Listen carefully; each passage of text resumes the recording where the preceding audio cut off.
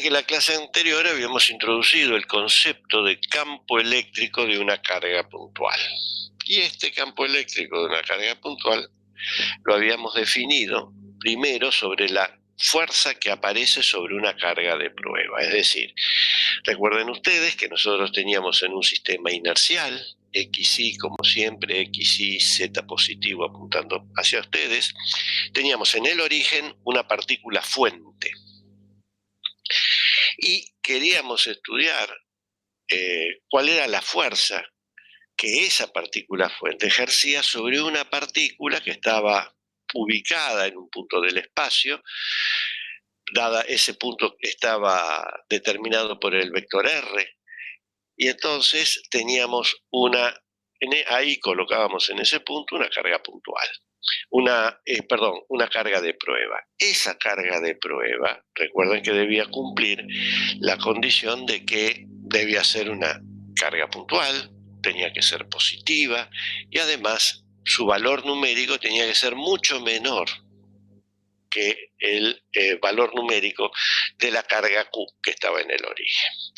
Entonces definíamos el campo eléctrico que aparece sobre esa carga de prueba como la fuerza sobre la carga de prueba dividido la carga de prueba. Esa era la definición que habíamos dado de campo eléctrico de una carga puntual. Y si hacíamos ese cociente de la fuerza sobre la carga de prueba dividido la carga de prueba, el resultado lo vemos en el miembro de la derecha. Lo primero que observamos es que no aparece la carga de prueba, es decir, la carga de prueba desapareció. Lo único que aparece, la única carga que aparece es la partícula fuente, que tiene una carga Q.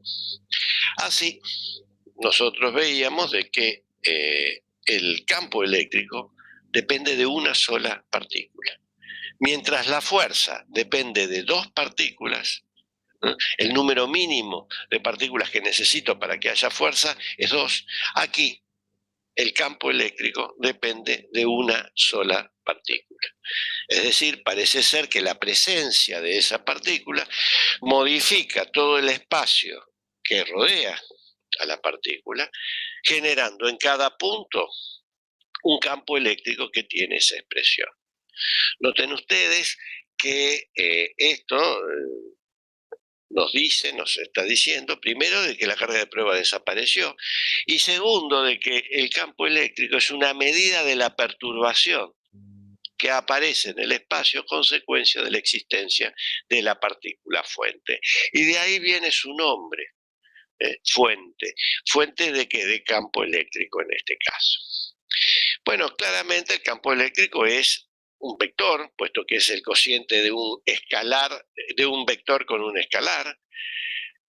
Y entonces este vector tendrá dirección, tendrá sentido y tendrá un módulo. La dirección de ese vector está dada por una recta. Y noten ustedes que puesto que la relación que hay entre el campo eléctrico y el vector R es a través de este escalar, y entonces concluimos que la dirección del campo eléctrico es la misma dirección que el vector R. Y en cuanto al sentido, para ver el sentido, bueno, asumiremos ahora de que la carga es positiva, en unos minutos veremos qué ocurre, cómo será el campo eléctrico cuando la carga es negativa, pero si la carga es positiva, el signo del campo, el sentido del campo eléctrico es el mismo sentido del vector R. Noten ustedes que en este sistema inercial está ubicada la carga Q. En el punto P, donde estuvo la carga de prueba, está vacío ahora. ¿Por qué está vacío? Y bueno, porque si no figura en el resultado la carga de prueba, entonces ¿por qué la vamos a dibujar? Entonces, este es un punto del espacio, en ese punto no hay nada, pero, digamos, no hay ningún objeto, pero sí hay un campo eléctrico que tiene esta dirección, que es coincidente en este caso con el vector R, y un sentido que también es coincidente con el del vector R. Fíjense ustedes que la punta de la flecha del vector R y la punta de la flecha del vector campo eléctrico, que está aquí en verde, apuntan en el mismo sentido. Bueno, con esta definición de campo eléctrico uno se preguntaría cómo puedo retener yo. Perdón, profe, una Sí, pregunta. El campo eléctrico medido está justamente en ese punto, nada más. En otro exactamente. punto se modificaría. En unos minutos vamos a ver, voy a responder a sus preguntas. En un minuto más o Muy menos. bien, disculpe No, no, no, por favor. No, impaciencia. no, no. Es pertinente su pregunta, es pertinente. Porque ahora en unos minutos la respondemos. Eh, la historia es que la ley de Coulomb que nosotros originalmente teníamos era que la fuerza de la carga de prueba, como la carga Q es una carga puntual, y la carga de prueba también es una carga puntual, la fuerza que aparece sobre la carga de prueba sigue la ley de Coulomb que tiene esta expresión. Y por otra parte habíamos visto que el campo eléctrico tiene esta expresión. Si yo comparo ambas expresiones, encuentro que la fuerza sobre la carga de prueba la puedo escribir como el producto del campo eléctrico por la carga de prueba. Es decir, esta última igualdad lo que nos muestra es otra forma de escribir la ley de Coulomb, pero en términos del campo eléctrico. Ahora, ¿qué ocurre si yo no tengo en el punto P una carga de prueba, sino que tengo una carga Q'? Una carga Q' que es puntual, sí, pero no necesariamente tiene que tener el mismo signo que Q, ni tampoco tiene que tener un valor numérico predeterminado.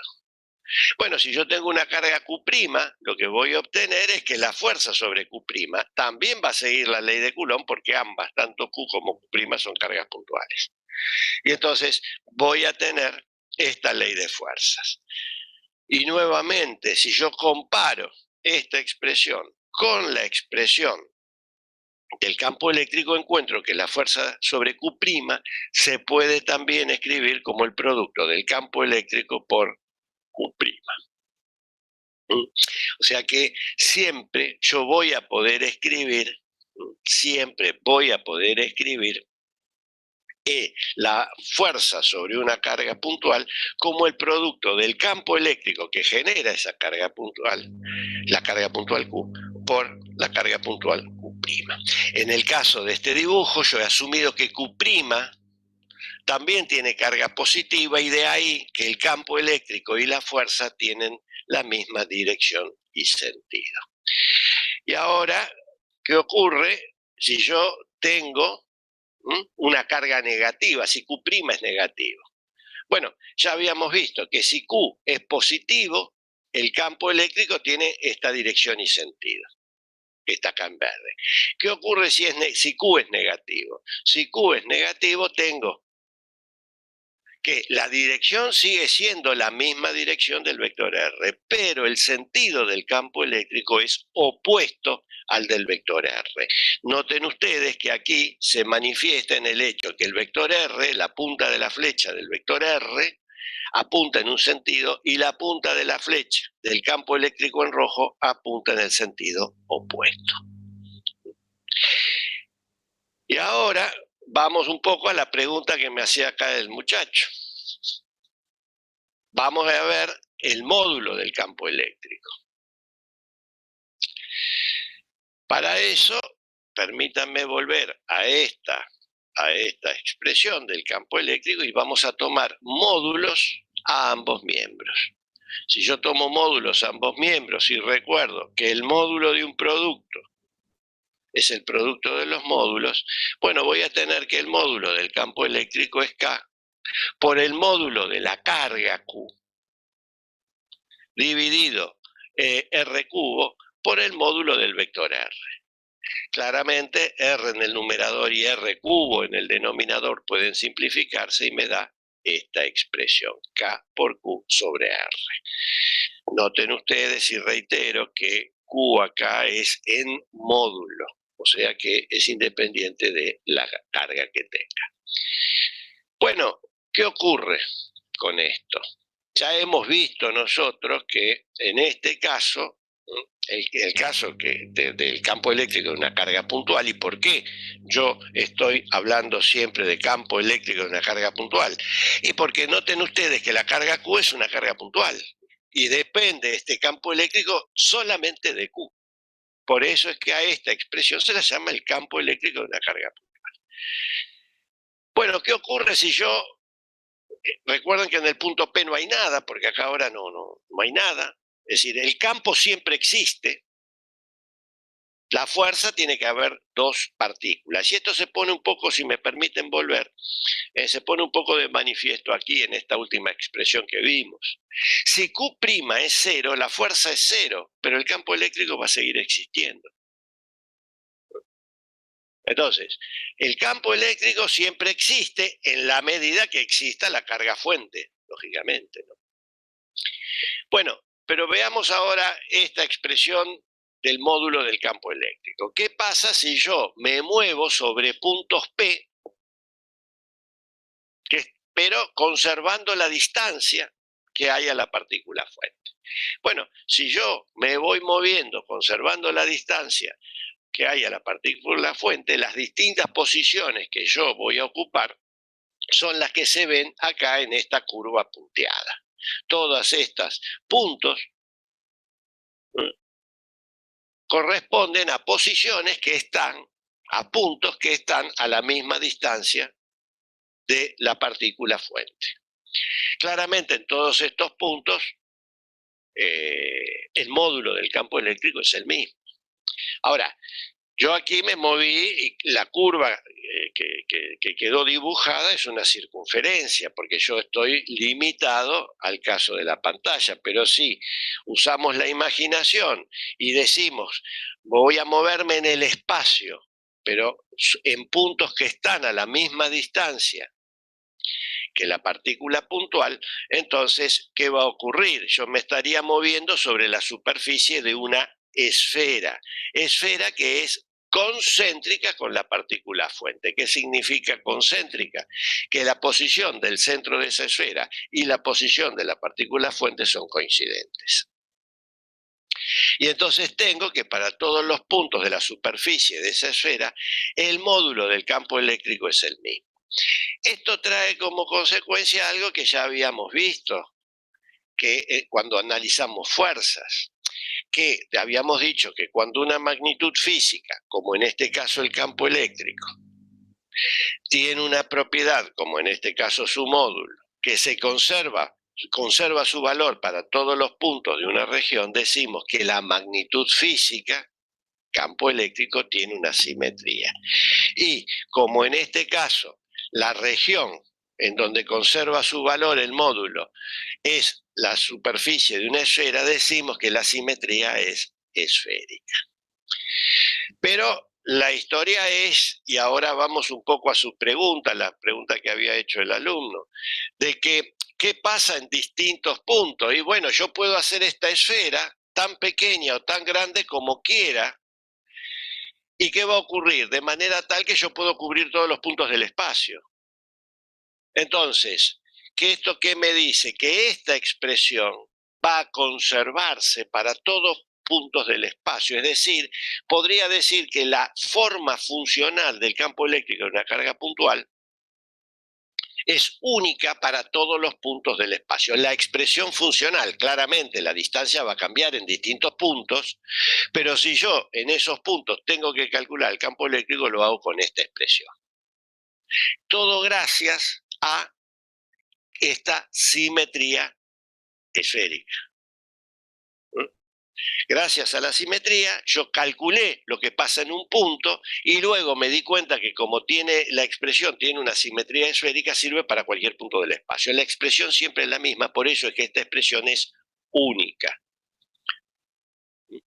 No importa el punto del espacio donde yo, lógicamente, siempre que y cuando estemos hablando de la misma carga fuente, ¿no? Si yo me cambio la carga fuente, pero si mientras en ese cambio coloco otra carga puntual con otro valor, con otro signo, la expresión funcional del campo eléctrico sigue siendo la misma. Mientras sea carga puntual, el campo eléctrico que genera esa carga puntual en cualquier punto del espacio, permítame volver aquí, sigue esta expresión. Siempre la expresión es única. Recuerden ustedes que en la clase pasada nosotros vimos un ejemplo que era el caso del dipolo eléctrico y que el campo eléctrico del dipolo eléctrico no tenía simetría. ¿Qué traía eso como consecuencia? Yo calculé el campo eléctrico en un punto. Si yo lo quiero calcular en otro punto, y tengo que volver a hacer toda esa sumatoria. En cambio acá con el campo eléctrico no, esta expresión es única, sirve para cualquier punto del espacio y para cualquier tipo de carga puntual que yo tenga en un problema. Por eso es que de ahora en adelante, cada vez que hablo de carga puntual, se tienen que acordar de esta expresión funcional. Bueno, eso en cuanto a la simetría que tiene esto, que tiene esta expresión. Pero recuerden también que cualquier recta que pase por el origen donde está la carga, la partícula fuente, va a cortar a esa esfera en un punto. Esa recta me da la dirección que va a tener el campo eléctrico en ese punto. Y ahora, como la esfera es una superficie cerrada, puedo pensar que esa superficie cerrada es una frontera y entonces digo que el campo eléctrico será saliente si la carga es positiva o será entrante si la carga es negativa. ¿Saliente o entrante de dónde? Y bueno, de esa esfera que es concéntrica con la partícula fuente. Bueno, pasemos ahora, por último, ¿qué ocurre cuando si yo tengo no una carga puntual, tengo una distribución de cargas puntuales? Una distribución discreta. Recuerden que una distribución discreta corresponde cuando la posición de cada partícula, de cada carga puntual, yo la puedo determinar con absoluta precisión dando el vector posición de la carga. En este caso tenemos n cargas puntuales, Q1, Q2, Qn, y sus posiciones vienen determinadas por el vector R1, R2, Rn. Y yo quiero calcular el campo eléctrico en un punto P, y para calcularlo, lo primero que tengo que hacer es agarrar una carga de prueba y ponerla en el punto P y fijarme cuáles son las fuerzas que aparecen en el punto, que aparecen sobre esa carga de prueba. Este problema ya lo habíamos visto y no con una carga de prueba, sino con una carga Q0, donde esta carga Q0 queda determinada por el vector posición R sub 0.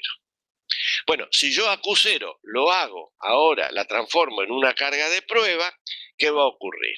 Bueno, como antes, la carga partícula 1 tiene una carga Q1, la partícula 2 una carga Q2, y sucesivamente hasta llegar a la partícula N que posee una carga Q sub N. La partícula genérica Q0 que habíamos visto en la clase pasada, ahora la transformamos en una carga de prueba. Recordando la convención que habíamos dicho, que el primer índice corresponde a la partícula campo y el segundo índice corresponde a la partícula fuente, encontramos que la fuerza sobre la carga de prueba, que es lo mismo que decir la fuerza sobre F sub 0, es la suma vectorial de las fuerzas que generan cada una de estas partículas en el punto P, es decir, en la carga de prueba.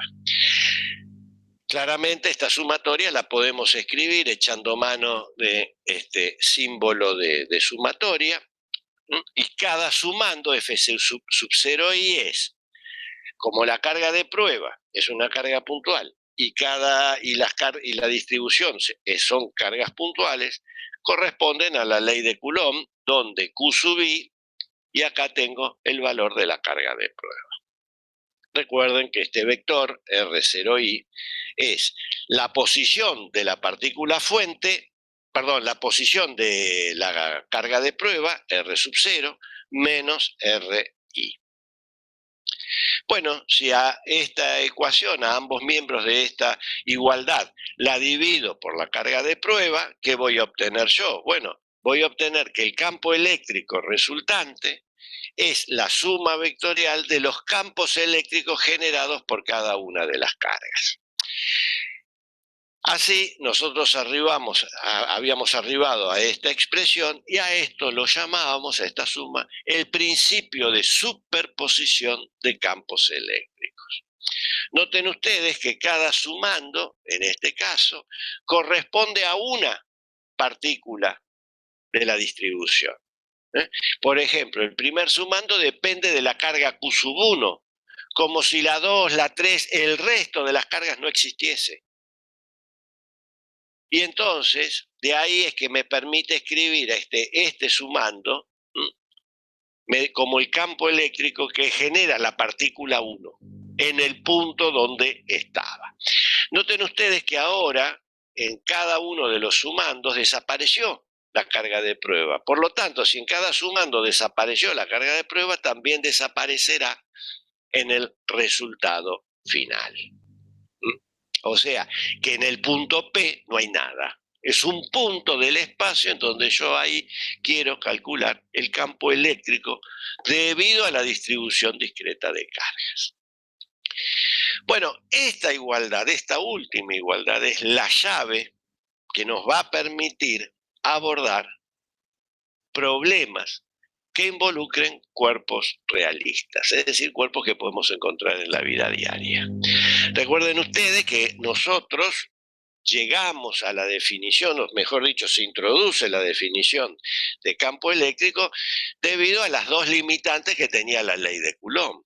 La primera, recuerden ustedes, era el número de partículas, eso lo resolvimos, porque la ley de Coulomb habla de dos cargas puntuales, no de 3, habla de 2.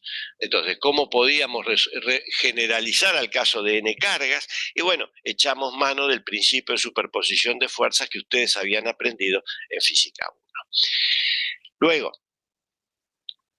¿cuál era la otra limitante? La otra limitante era de que estamos siempre restringidos a trabajar con cargas puntuales. Y yo quería abordar otro problema. Entonces, se introduce el concepto de campo eléctrico, porque se deja de lado la ley de Coulomb, pero se introduce este nuevo concepto. Y es este nuevo concepto y este principio de superposición el que nos va a permitir resolver problemas que ya no involucre cargas puntuales. Y para eso vamos a hacer el siguiente caso. Vamos a ver el caso de un cable uniformemente cargado.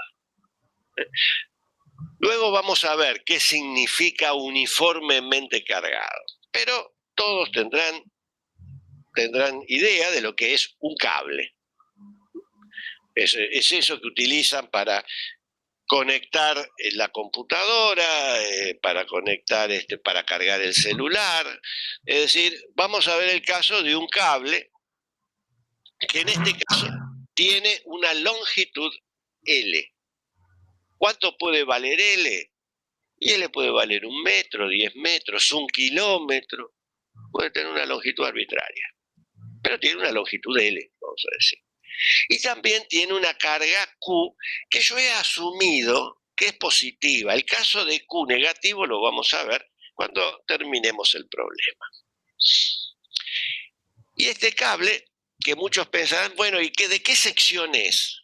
¿Es circular? No importa. Nosotros vamos a calcular el campo eléctrico en puntos exteriores del cable y por lo tanto el resultado es independiente de la geometría que tenga la sección del cable. Es decir, si el cable la sección es circular, cuadrada, rectangular, octogonal, no importa.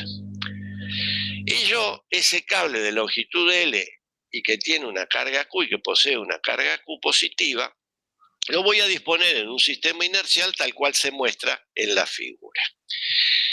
Parte de ese cable, una mitad, va a estar a lo largo del eje X negativo y la otra mitad a lo largo del eje X positivo. De manera tal que un extremo, el extremo izquierdo, queda en el punto menos L sobre 2, 0, 0, coordenadas, menos L sobre 2, 0 y 0. Y el extremo derecho queda en el punto L sobre 2, 0, 0. Y yo quiero averiguar el campo eléctrico que genera esta distribución en un punto P que está a lo largo del eje Y positivo. Bueno, ¿cómo puedo proceder yo para calcular el campo eléctrico que genera este cable en el punto P? Y bueno, uno diría, voy a poner en el punto P una carga de prueba, me fijo cuál es la fuerza que aparece sobre la carga de prueba, divido por la carga de prueba y entonces obtendría el campo eléctrico. Pero hay un problema. ¿Cuál es la fuerza que aparece sobre la carga de prueba? Yo acá no la conozco, porque yo la única ley que conozco es la ley de Coulomb, y la ley de Coulomb habla de cargas puntuales. Y acá la carga de prueba es una carga puntual, pero el cable no es una carga puntual, porque el cable dijimos que puede tener cualquier longitud. Así es que este proceder que vinimos usando hasta ahora no lo podemos seguir. ¿Y qué proceder vamos a utilizar? Bueno, ahora es cuando cobra importancia el principio de superposición de campos. Para ello, lo que vamos a hacer es a subdividir el cable en m partes. Es decir, yo tengo la longitud del cable es L y la carga que tiene el cable es Q mayor que 0. Y yo voy a subdividir el cable en m partes no necesariamente iguales. ¿Qué significa esto? Yo agarro en la mano izquierda, con la mano izquierda tomo el cable, en la mano derecha tengo una tijera y empiezo a efectuar cortes en el cable. Lógicamente, cada vez que haga un corte, aparecerá un trozo de cable que tendrá una longitud, vamos a llamarla delta XY, donde I es un subíndice que toma los valores 1, 2, I, J genéricos, M. ¿Por qué le pongo a cada cablecito, a cada trozo de ese cable le pongo un número? Y porque después yo tengo que reconstruir el cable. Entonces, cuando lo tenga que reconstruir, lo voy a reconstruir como hago con un rompecabezas. Primero pongo el 1, después luego pongo el que rotulé con 2, el con 3 y así sucesivamente. Bueno, cada trozo entonces tiene una longitud delta XY. Pero también cada trozo se va a llevar un pedazo de carga, un poco de carga. Claramente, como la carga total era positiva, cada trozo que yo corte o que yo subdivida el cable va a tener una carga delta Q sub I que es mayor que 0, es decir, también es positiva. Ahora, tanto delta XY como delta Q sub I deben cumplir ¿qué?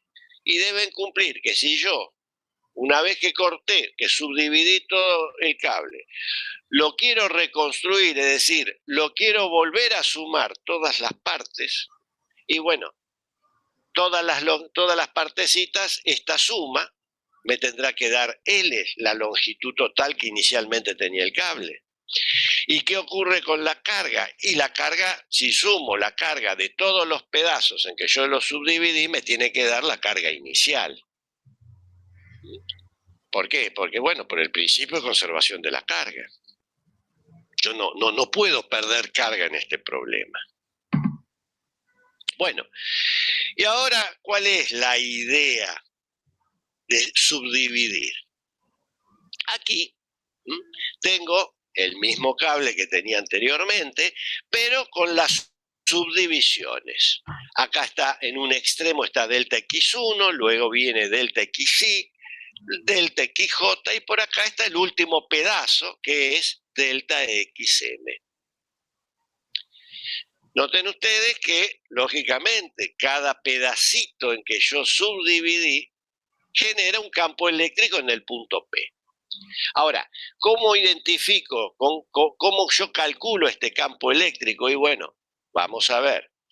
Yo voy a hacer, perdón, permítanme volver a esta página. Noten ustedes que acá, en este dibujo, yo he dibujado un RI, R sub I. R sub I es la distancia que hay desde uno de los elementos al punto P. R sub I es la distancia que hay desde uno de los elementos al punto P. ¿Qué ocurre? Supongamos que como yo dije que lo voy a subdividir en m partes, no necesariamente iguales, pero supongamos que me tomo el trabajo de, cuando haga la subdivisión, de que se cumpla esta condición, que la longitud de cada trozo sea mucho menor comparada con la distancia que hay entre ese trozo de cable y el punto en donde yo quiero observar el campo eléctrico. Si se cumple esta condición, noten ustedes que yo puedo considerar a ese trozo de cable como una carga puntual. Y entonces yo sé ahora qué valor tiene el campo eléctrico que genera esa carga puntual en el punto P. Pero previo a ese cálculo, vamos ahora a establecer cuál es la relación que hay entre la carga que tiene cada trozo y la longitud del trozo. Podemos encontrar muchas relaciones, pero vamos a elegir aquella sencilla para no complicar el problema. Y la de mayor sencillez es aquella que me dice que la carga es proporcional a la longitud, que es la razonable. Porque digo yo, si el cable mayor es la longitud del trozo de cable, mayor carga tiene. Y para establecer eso, digo que la carga delta Q sub I es proporcional por una constante lambda, esta es una letra griega, lambda, por la longitud delta XI. Asumimos entonces esta condición, que la carga que tiene cada trozo de cable es proporcional a su longitud y la constante de proporcionalidad es lambda. ¿Cuánto vale lambda? Y bueno, para encontrar el valor de esta constante de proporcionalidad, yo sumo a ambos miembros.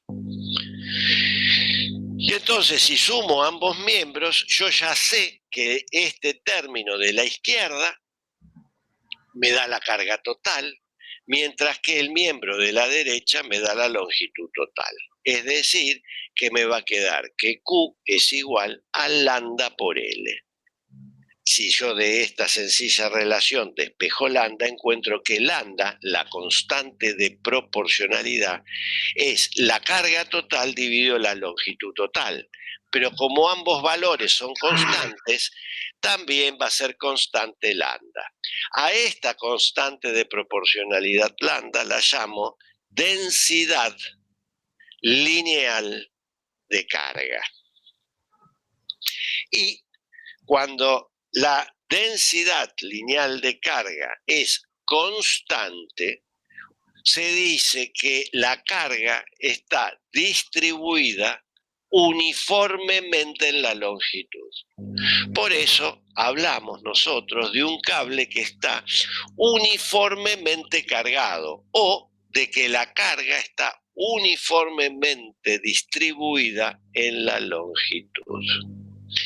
Bueno, vayamos ahora con esto entonces volvamos a esto. Hay alguien que tiene el micrófono abierto y entonces escucho todo un ruido de fondo. Si por favor puede cerrarlo. Bueno, a ver, tengo aquí yo mi sistema inercial, tengo el cable de longitud L, noten ustedes cómo yo lo he dispuesto, y tengo todas las partecitas en que subdividí el cable. Cada parte, como dijimos, es tan pequeña, tiene una longitud que comparada con la distancia RI es pequeña. Por lo tanto, puedo considerar a cada uno de estas como cargas puntuales. Noten ustedes que acá en el dibujo yo he exacerbado la longitud a los efectos de hacer legible el dibujo. Pero imagínense que estos cuadrados de colores son pequeños comparada con la distancia RI. Noten ustedes también que por cada elemento que yo tengo a la izquierda, le corresponde un simétrico que está a la derecha. Esto se debe a la forma en que yo dispuse el cable sobre el eje X. Noten también qué significa esto, que la distancia que el elemento delta XY se encuentra desde el origen es X sub Y. Y que el elemento simétrico, en este caso delta XJ, también está a la misma distancia, pero hacia la derecha. Cada uno de estos elementos, delta XY y delta XJ, generan en el punto P un campo E sub I y un campo E sub J. ¿Cómo pude yo dibujar estos dos campos eléctricos en el punto P? Y bueno, recordando primero que la dirección que tiene, por ejemplo, XY, está dada por una recta que pasa por el punto P y por la carga, en este caso puntual, delta XY. Y como delta XY es una carga puntual positiva, entonces el campo es saliente. Lo mismo hice con delta XJ. Tracé una recta que pasa por el punto P y por delta XJ, y también como delta XJ tiene una carga positiva, el campo E sub J también es saliente. Ahora bien, noten ustedes que lo que le ocurre a estos dos elementos genéricos I y J, le ocurre a todos los elementos que están a la izquierda y están a la derecha del eje Y. Cada elemento que está sobre la izquierda tiene un simétrico que está a la derecha y que va a suceder una cosa como le ocurre a los elementos genéricos I y J.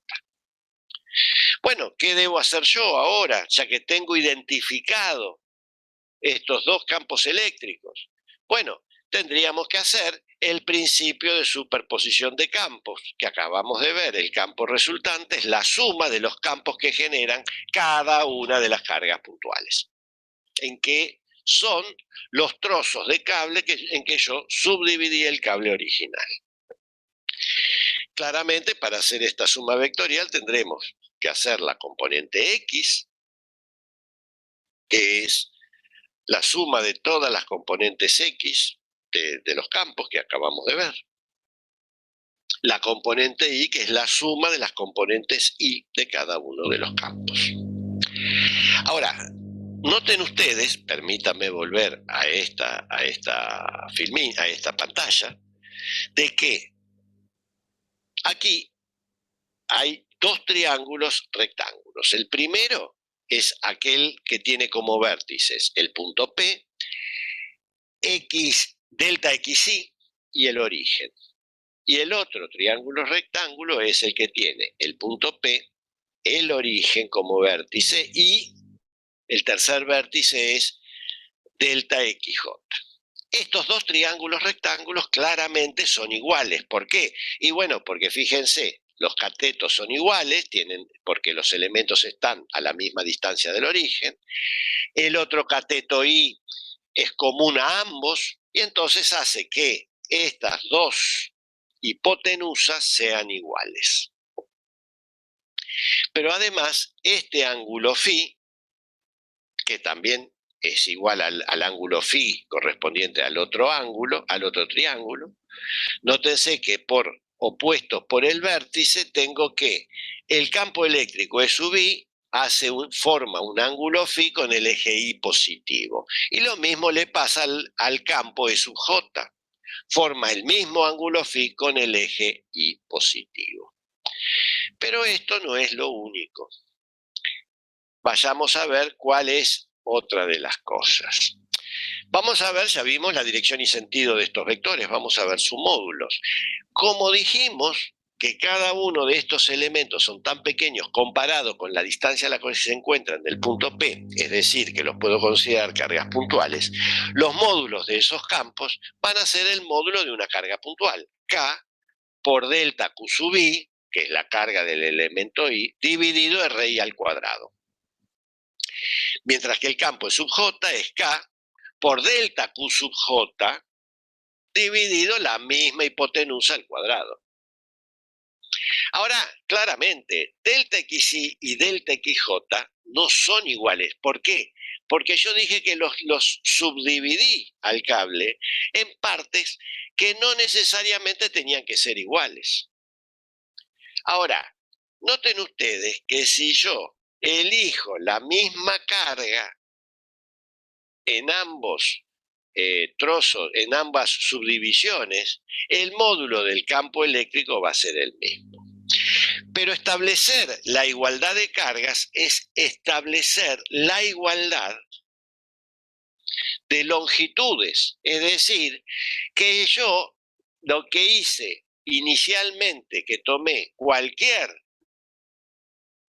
subdivisión, ahora digo, no, me conviene subdividir el cable en partes iguales, a los efectos de obtener esta igualdad de campos eléctricos. ¿Y por qué queremos hacer eso? Y bueno, porque entonces, ¿qué voy a obtener yo?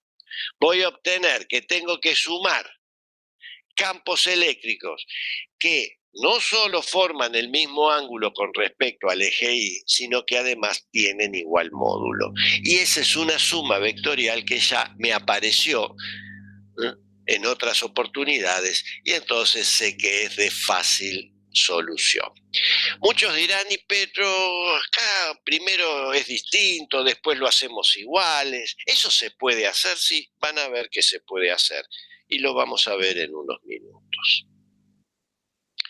Bueno, acá tengo la misma figura que tenía anteriormente, pero he agregado las componentes de los campos, las componentes X y las componentes Y. Si ustedes observan, sobre todo vamos a comenzar con las componentes X, cada una, las componentes X de los vectores, de ambos vectores, son iguales en valor numérico, pero noten ustedes que la de E sub I cae sobre el lado positivo de las X, mientras que la componente X del vector E sub J cae sobre el lado negativo del eje X. Así, resulta que son de igual valor numérico, pero signos opuestos. Cuando yo las tenga que sumar, me van a dar 0. Pero recuerden que lo que le pasa a estos dos elementos, le pasa a todos. Entonces, todos los elementos van a tener, cuando haga la suma, me va a dar 0. Por lo tanto, yo ya puedo intuir que la sumatoria de fuerza que tengo que hacer sobre el eje X me va a dar 0. Por lo tanto, no me ocupo de ella. Y me ocupo solamente de la componente Y, que como ven también son iguales en valor numérico, pero también son iguales en signo, todas son positivas. Así, cuando haga la suma vectorial voy a tener que la componente de sub X es 0 y la componente sub Y será la suma de las componentes Y de cada uno de los vectores. Vamos a volver a la pantalla anterior. Noten ustedes que la componente Y es la componente adyacente al ángulo phi. De ahí es que resulta que aparece este coseno de phi. Bueno, vamos a hacer la bendita suma. para hacer esa suma, primero tengo que calcular cuál es el sumando. Y cada sumando es la componente I del vector E sub I. Esto es K por delta Q sub I sobre RI cuadrado por el coseno de phi. Ahora bien, ¿cuánto vale RI? Bueno, figúrense ustedes, en este triángulo rectángulo, RI es la hipotenusa.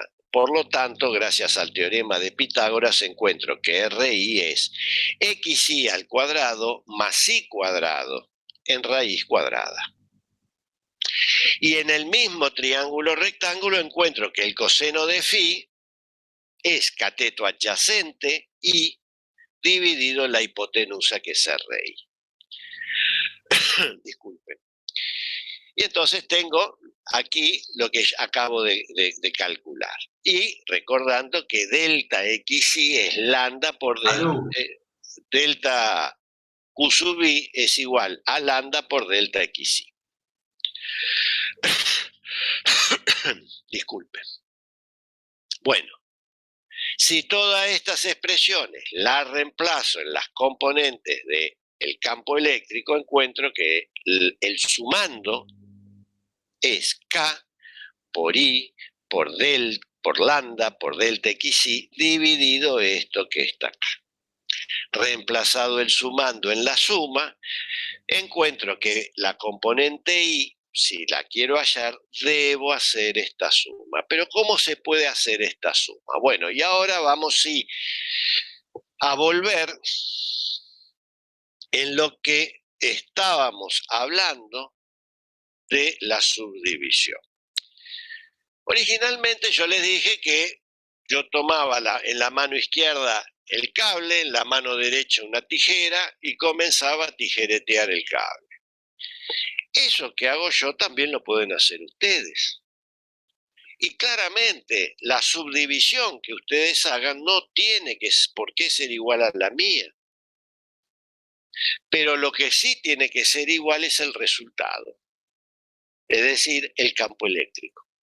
Porque el campo eléctrico depende de la distribución de carga, no depende de cómo yo subdividí el cable.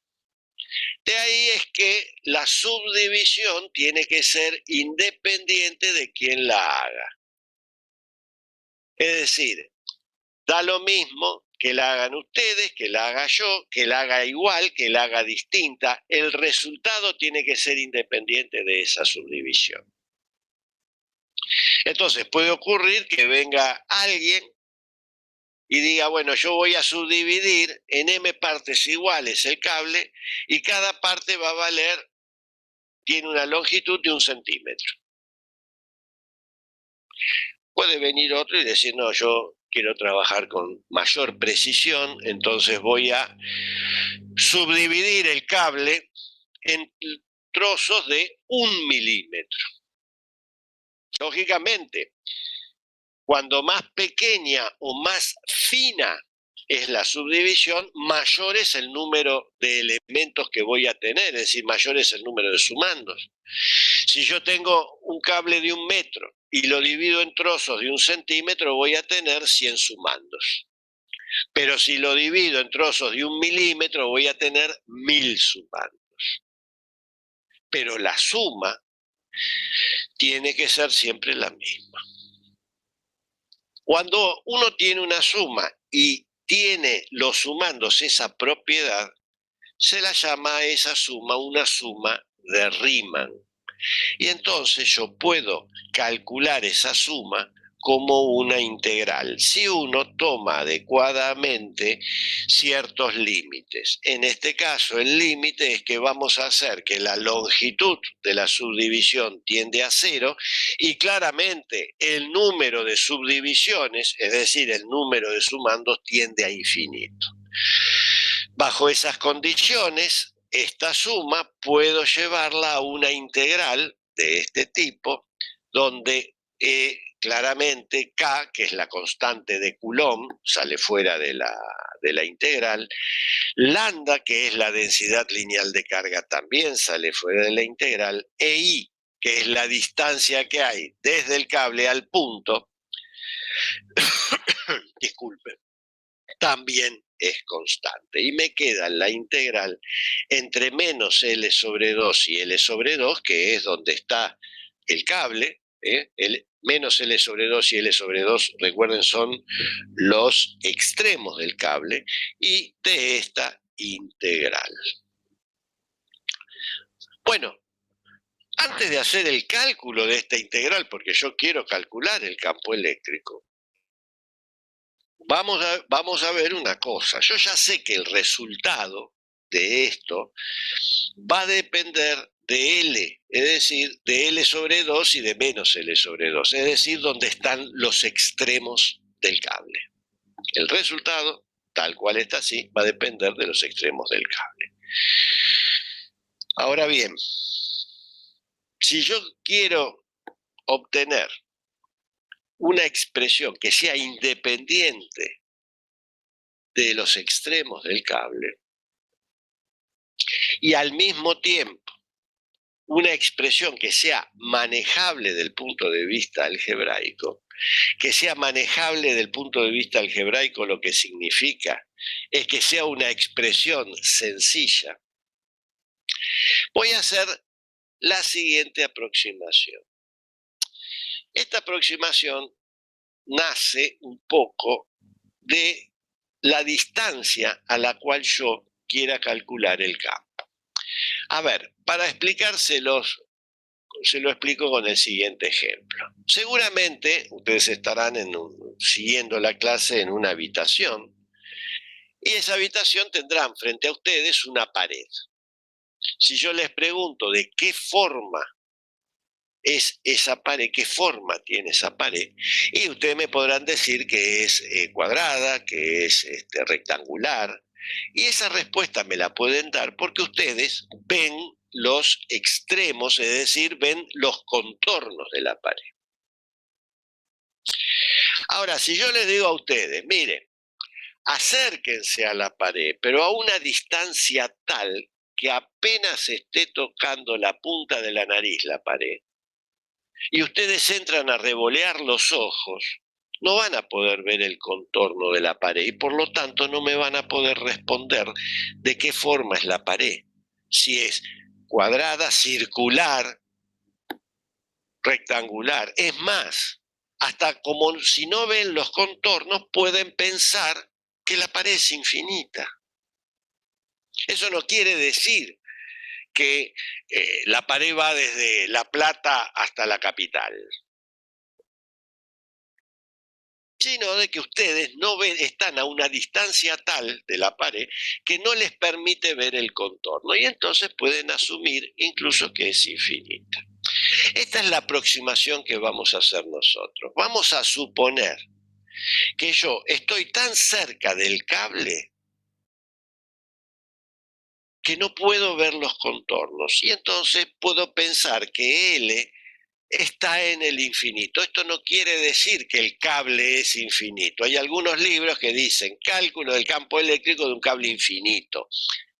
Eso no es correcto. El cable no es infinito. El cable es finito, pero yo estoy ubicado en una posición que no me permite ver los extremos del cable, y entonces supongo que esos cables están muy alejados de mí.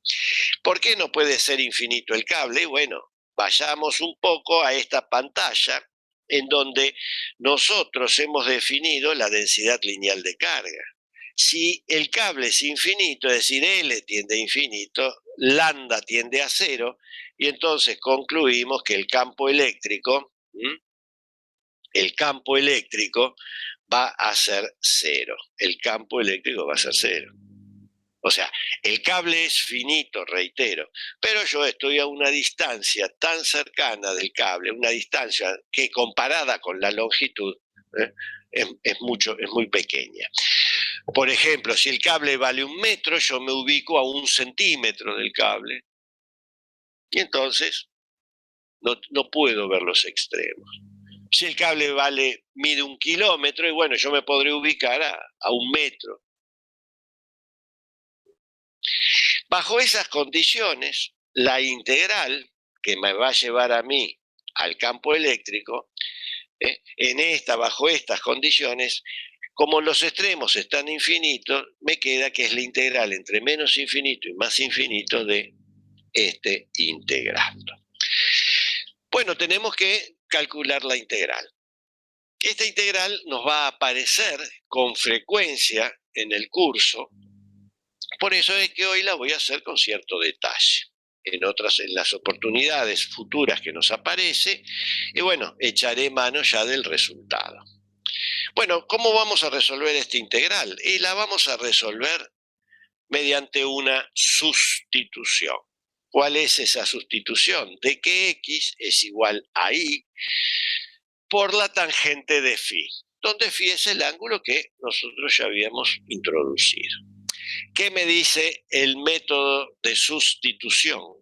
Bueno, el método de sustitución me dice que esta sustitución la tengo que reemplazar en el integrando. En este caso, el integrando, x cuadrado más y cuadrado a la 3 medios. Si yo, donde está x, reemplazo por y cuadrado, por y tangente de phi, después de un álgebra y recordando la relación trigonométrica que tangente cuadrado de un ángulo más 1 es igual a la secante cuadrado del mismo ángulo, obtengo que el integrando lo puedo escribir como y cubo por la secante cubo. Eso después ustedes lo pueden hacer, no es difícil, lo pueden hacer ustedes. Luego, ¿qué me dice? Que tengo que calcular el diferencial de x, para lo cual voy a diferenciar esta igualdad. Recordando que la derivada de la tangente de phi con respecto a phi es la secante cuadrado de phi. Y entonces obtengo que diferencial de x es y, una constante, por la secante cuadrado de phi diferencial de phi. Y finalmente tengo que transformar el intervalo de integración, que iba de menos infinito a más infinito. Es decir, cuando x es más infinito, ¿eso de dónde viene? Y eso viene de que ¿dónde la tangente va a ser infinita? Y bueno, la tangente es infinita en pi sobre 2, es decir, en 90 grados. Entonces, cuando x toma el valor infinito, el ángulo toma el valor pi sobre 2 o 90 grados. Similarmente, cuando x toma el valor menos infinito, y para un ángulo que es menos pi sobre 2, recuerden ustedes que la tangente es una función impar. Entonces, menos tangente de menos pi sobre 2 es igual a menos la tangente de pi sobre 2. Y como la tangente de pi sobre 2 es infinita, entonces esto me queda menos infinito. Así, el intervalo de integración menos infinito más infinito pasa a ser menos pi sobre 2 más pi sobre 2. Bueno, si reemplazamos estas igualdades en la expresión del campo eléctrico, encontramos que K lambda I por la integral entre menos pi sobre 2 y pi sobre 2 de I secante cuadrado de phi diferencial de phi, que era el diferencial de x, dividido I cubo por secante cubo de phi. Bueno, vamos a ver. Noten ustedes primero que yo tengo en el numerador K y lambda. Acá me queda K y lambda. Luego tengo también I por I. Y por I me da I cuadrado. Y tengo I cubo en el denominador. Por lo tanto, puedo simplificar y me queda un I en el denominador. Y luego me queda la integral entre menos pi sobre 2 y pi sobre 2d.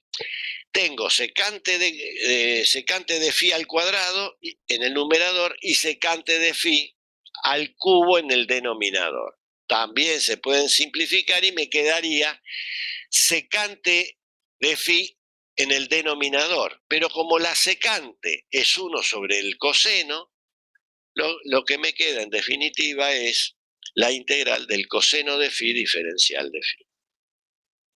Bueno, esta sencilla álgebra, como ven, ustedes la pueden hacer solos, y esta integral ya seguramente la deben haber hecho en análisis 1, y el resultado es 2. De ahí es que el campo eléctrico, la componente I de la resultante del campo eléctrico que genera un cable cargado, es 2K lambda dividido I.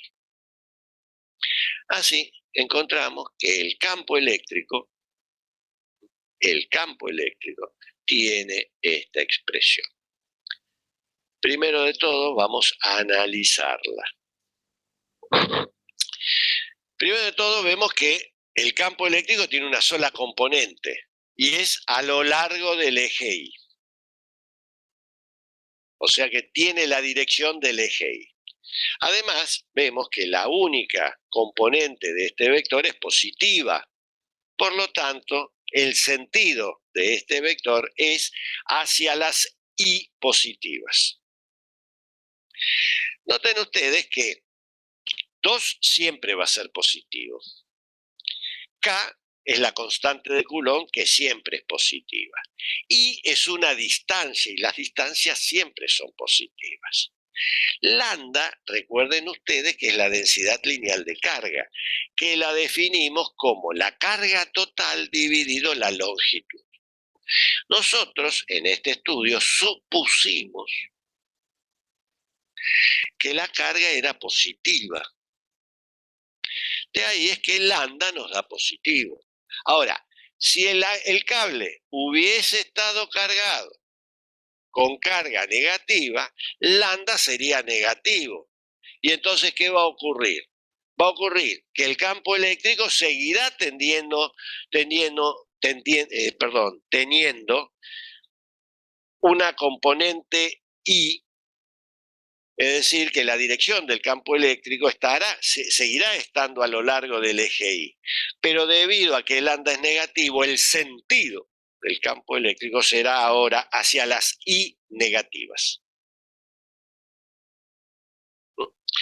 Es decir, si la carga es positiva, el campo irá hacia las I positivas, si la carga es negativa, irá hacia las I negativas.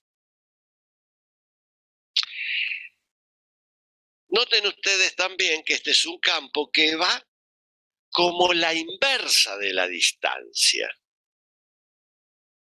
El módulo de este campo va como la inversa de la distancia.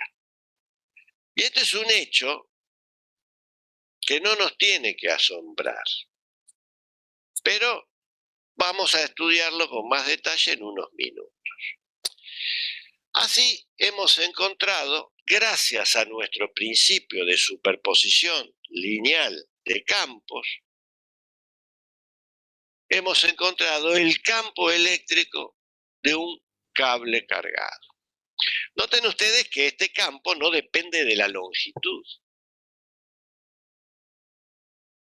O sea que, nuevamente, todos los campos que generan los cables tendrán una expresión de este tipo. Lógicamente, recordando la aproximación que habíamos hecho, que I es pequeña comparada con la longitud del cable. Si no, estaríamos en el caso de que podemos ver los extremos, o mejor dicho, podemos ver los contornos, y entonces, bueno, esto ya no tendría su valor de ser. Bueno, vamos a ver qué consecuencias trae esta inversa de la distancia. Pero antes vamos a ver el problema. Recuerden ustedes que en el punto P no hay nada, acá no usamos carga de prueba. ¿Por qué? Porque no conocíamos la ley de fuerzas. Pero noten ustedes qué ocurrirá si yo en el punto P pongo una carga cualquiera. Cuando digo carga cualquiera es que pongo una carga puntual, pero de cualquier signo, de cualquier valor numérico. ¿Ok? ¿Qué ocurre? Ahora, sobre esa carga cualquiera va a haber una fuerza. Fuerza que la voy a poder escribir siempre como el producto del campo eléctrico que acabo de hallar por la carga cualquiera. Y entonces ahora conozco ya cuál es la ley de fuerzas que hay entre un cable cargado y una carga puntual. La ley de fuerzas es la que ustedes ven aquí. 2K lambda por el valor de la carga dividido la distancia que hay entre el cable y la carga puntual. Noten ustedes que ustedes me dirán, che, pero esto no tiene nada que ver con la ley de Coulomb. Y claro, si la ley de Coulomb habla de dos cargas puntuales. Y acá tenemos una carga puntual y un objeto que es el cable cargado. No tiene por qué ser igual. O sea que esta es la segunda ley de fuerzas que nosotros aprendimos. No tiene nombre, pero es la fuerza que aparece entre un cable cargado y una carga puntual. ¿Tiene algo que ver con la ley de Coulomb? No, nada, no me tengo que horrorizar por eso. Y ahora uno puede empezar a decir, che, ¿qué pasa si en el punto P, en vez de poner una carga puntual, pongo otro cable? Tendría la ley de fuerzas que hay entre cables cargados. Bueno, eso lo van a hacer en el práctico. Y entonces van a tener la ley de fuerzas que hay entre dos cables cargados, que ya les anticipo, no tiene nada que ver con la ley de Coulomb. ¿Por qué? Y porque los cables no son cargas puntuales.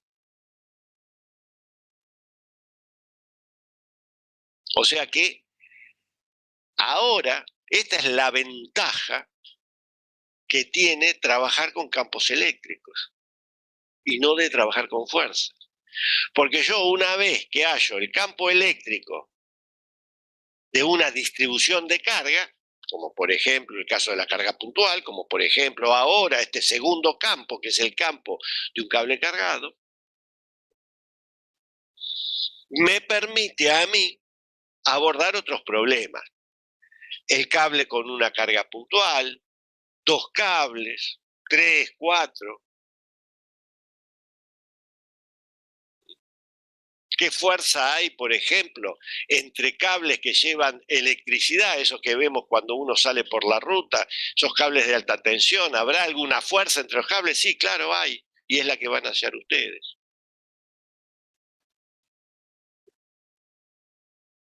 Pero ahora volvamos un poco al hecho que yo les decía que el módulo del campo eléctrico que acabamos de hallar va como la inversa de la distancia. Vamos a ver la figura que se encuentra aquí. Yo aquí dibujé en la parte superior del cable, dibujé esta línea punteada. Esa línea punteada está a una distancia I del cable. Todos esos puntos que ustedes ven están a la distancia I del cable.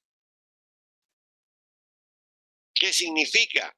Que en todos esos puntos el módulo del campo eléctrico es el mismo, porque están todos a la misma distancia I del cable.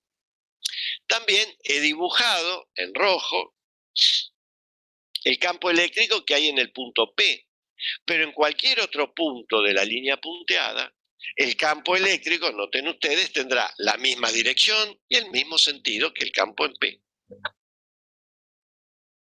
¿Qué pasa si yo dibujo una línea punteada que también se encuentra a una distancia I del cable, pero por debajo del cable? Bueno, lógicamente, todos estos puntos están a la misma distancia I del cable. Por lo tanto, el módulo del campo eléctrico en todos estos puntos será el mismo e igual al módulo de los que están acá arriba. Noten ustedes que acá el campo eléctrico tiene esta dirección y sentido. ¿Qué ocurre? ¿Qué ocurre si yo encierro a este cable con un cilindro coaxial?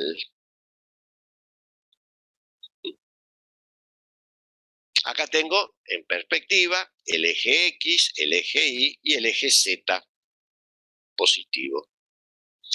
¿Qué ocurre si yo a ese cable cargado, que es la línea que está acá en negro, lo encierro con un cilindro coaxial? ¿Qué significa coaxial?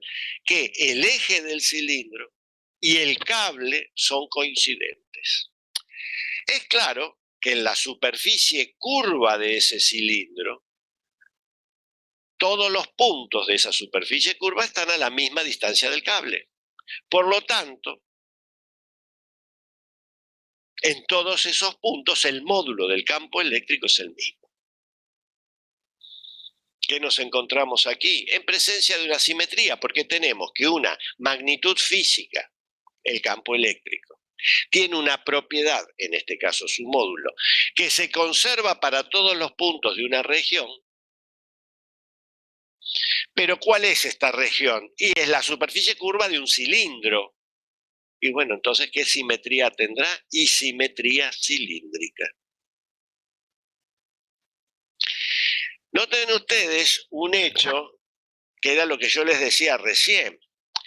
Nosotros obtuvimos el campo eléctrico sumando el campo eléctrico de cargas puntuales. Ya sabemos que el campo eléctrico de cargas puntuales tiene simetría esférica, pero la simetría, la suma de las simetrías esféricas, ahora nos dio una simetría cilíndrica. Esto ya nos apareció, recuerden cuando estudiamos el caso del dipolo. Sumamos dos cargas puntuales y no nos dio simetría ahí. Acá tuvimos suerte, nos dio la simetría cilíndrica. ¿Qué significa que esto tenga simetría cilíndrica? Bueno, ya lo vimos en cuanto al módulo. Vamos a la dirección y cualquier recta perpendicular al cable va a cortar la superficie curva del cilindro en un punto. Bueno, esa recta representará la dirección del campo eléctrico. Y si ahora al cilindro que tenemos le asociamos las tapas, que se ven acá en fumé, las traté de poner ahí en fumé para que más o menos se vieran las tapas, ¿qué voy a obtener? La superficie curva del cilindro más las tapas es una superficie cerrada, es decir, es una frontera. Y bueno, si en ese punto el cable está cargado positivamente, el campo será saliente. ¿Saliente de dónde? Y de esa superficie cerrada, que es el cilindro. O será, si la carga es negativa, será entrante a el volumen que ocupa ese cilindro. Y nuevamente, como este cilindro lo puedo hacer grande o más pequeño, puedo cubrir todo el espacio. Y entonces, en cualquier punto del espacio que yo me encuentre y quiero calcular en ese punto el campo eléctrico, tengo que usar la expresión que acabo de encontrar. Permítame volver a la pantalla. Esta expresión. Para cualquier punto, lógicamente, cambiará la I, pero la expresión funcional nunca va a cambiar. Por eso es que esta expresión funcional es única. Todos los cables generan campos eléctricos que tengan esa expresión en cualquier punto del espacio.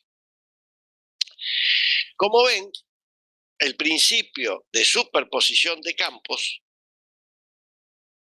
era lo que yo les decía, nos permite abordar problemas realistas. En este caso el de un cable. Un cable uno lo encuentra en la vida diaria, pero no es el único.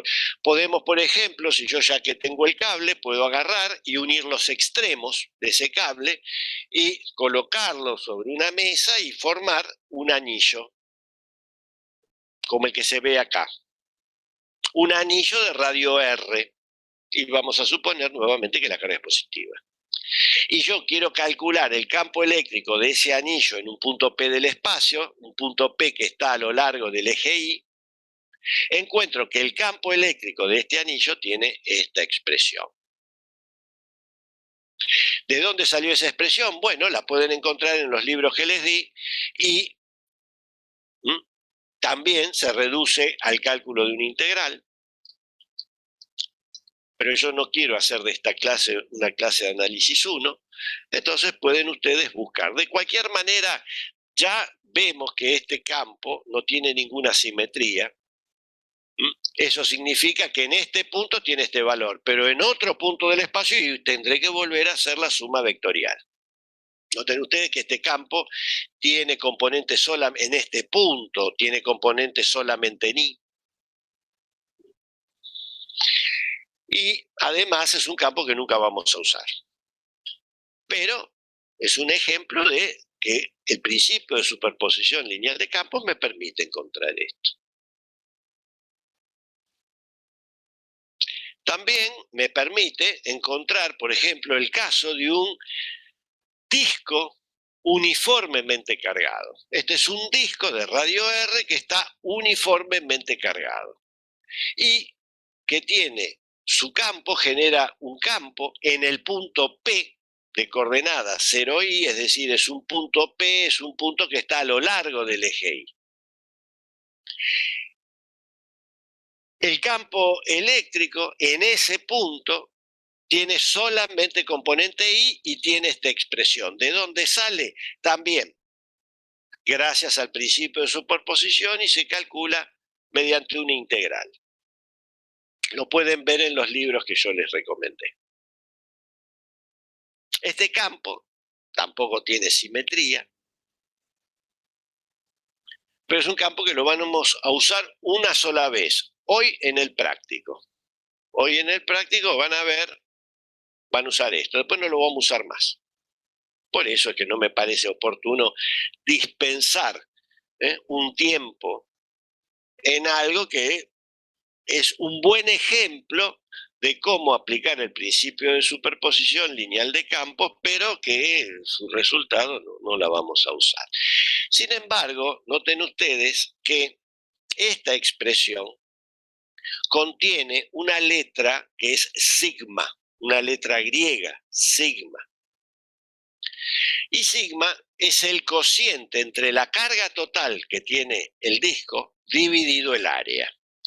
En el caso del área, sabemos que es pi por el radio al cuadrado, en el caso del área del disco. A este cociente de la carga dividido el área, lo vamos a llamar densidad superficial de carga. Densidad superficial de carga. Esta expresión tiene... Claro, porque la carga del disco no es simétrica, ¿no? A ver, la pregunta que hace es pertinente. ¿Por qué? Porque la carga es constante y el área también es constante, o sea que este cociente es constante. Y entonces, por eso dice acá el título, disco uniformemente cargado. Cuando una densidad, sea lineal, superficial e incluso volumétrica, es constante, siempre se dice que la distribución es uniforme. ¿Qué significa esto? Que en este caso particular, que la carga Q está uniformemente distribuida en la superficie. ¿Se entendió?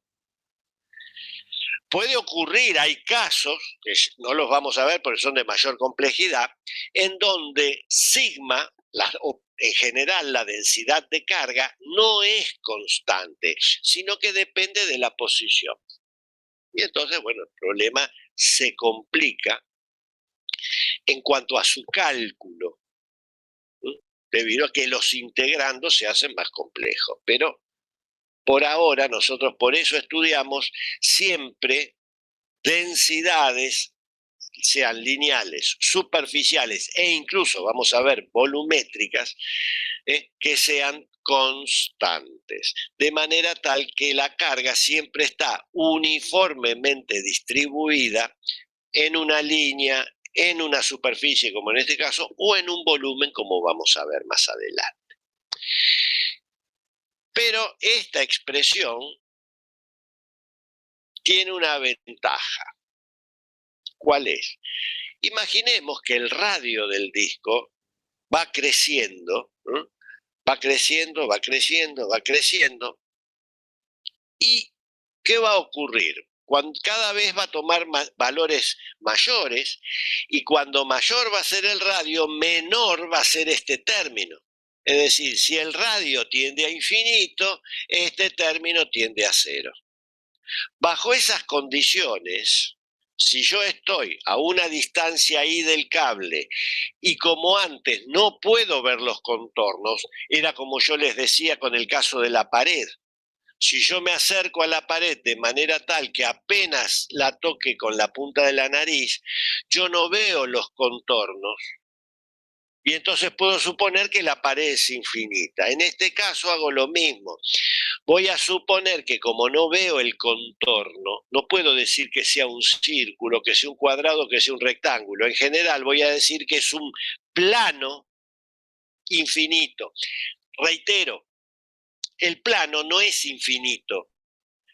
Lo que pasa es que yo estoy tan cerca de él que no puedo ver el contorno. Bajo esas condiciones, cuando R tiende a infinito, la expresión del disco tiende a este valor. Esto que está aquí es el campo eléctrico de un plano cargado.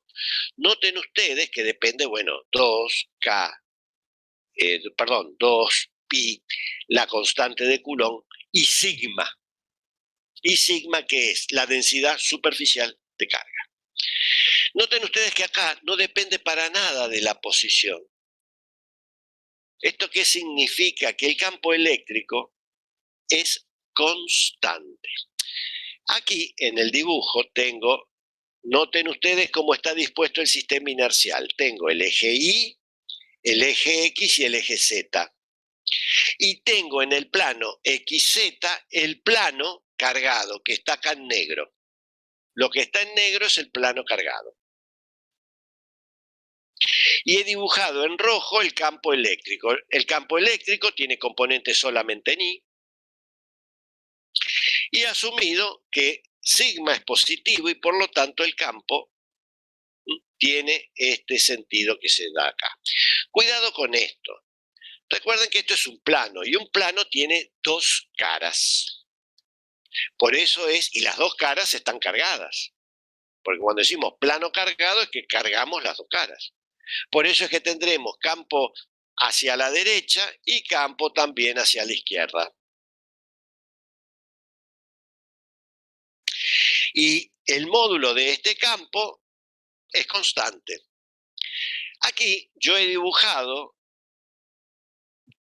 en el anverso y el reverso del plano, he dibujado dos planos que están en azul. En estos dos planos que están en azul, en todos los puntos de estos dos planos, el módulo del campo eléctrico es el mismo, tiene el mismo módulo. ¿Qué significa esto? Significa que la propiedad física, campo eléctrico, tiene una propiedad que es un módulo que se mantiene constante para todos los puntos de una región. Y la región en la cual se mantiene constante en esta situación es un plano. Por lo tanto, decimos que un plano tiene ¿qué tipo de simetría? Y plana.